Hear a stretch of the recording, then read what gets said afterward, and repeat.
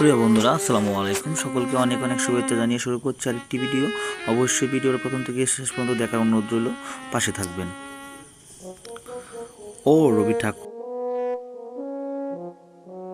তুমি বললাছিলা মরণ রে থুই মম সেম সমান, আর এখন দেখছি মরণ রে থুই তুহ মম মুড়ি মুরকির সমান।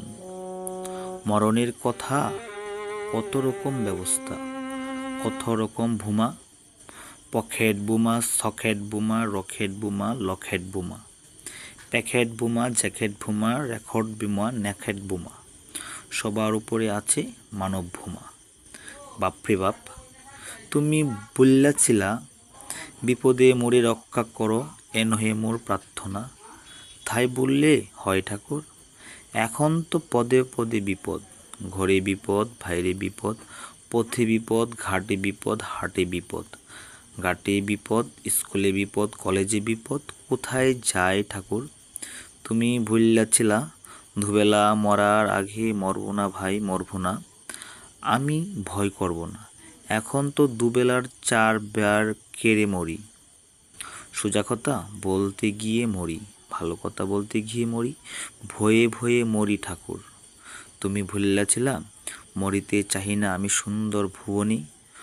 কত ভালো কথা, সুন্দর ভুবনী কে মরতে চায় ঠাকুর, কিন্তু এই অসুন্দর ভুবনী আগুনের উপর পা ফেলতে ফেলতে কতদিন বাঁচা যায় ঠাকুর? তবে তুমি তো সব বুঝছ, সব শুনছ, সব দেখছ। উপরের বসে বসে একবার শান্তিনিকেতনে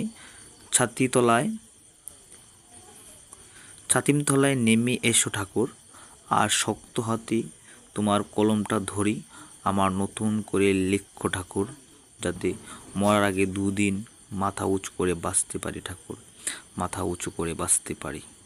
ধন্যবাদ সবাইকে, ভালো থাকবেন, সুস্থ থাকবেন। আজকে এই পর্যন্তই।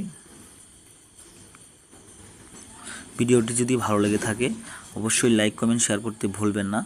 এই যে উপরের মহান ব্যক্তি যার লেখা আমরা সারা জীবন পড়তেছি, সারা জীবন পড়ে যাব, তারা কতটা মহান ছিলেন, আমরা তাদের যে লেখনী, তাদের যে কথা, তাদের যে চিন্তা ভাবনা ছিল, সেগুলো থেকে কিন্তু আমরা বুঝতে পারি। দেখেন কত সময় আগে তাদের কথাগুলো, তাদের মনের ভাবনাগুলো, চিন্তাগুলা, এখন বর্তমান সময়ে কিন্তু সব কিছুই একদম অক্ষরে অক্ষরে মিলে যাচ্ছে। তো তাদের যে চিন্তা ভাবনা, তাদের যে মস্তিষ্ক, তাদের যে ভাবনাগুলো ছিল, সেটা অনেক উপরে ছিল। এই জন্যই কিন্তু রবি ঠাকুরকে বিশ্বকবি বলে উপাধি দেওয়া হয়েছে। অবশ্যই তার মধ্যে যে জ্ঞান, তাদের মধ্যে যে বিবেক বিবেচনা, বুদ্ধি, চিন্তা ছিল, সেগুলো আমাদের সাধারণ মানুষের থেকে অনেক অনেক অনেক ঊর্ধ্বে ছিল। তাদের কোনো ধরনের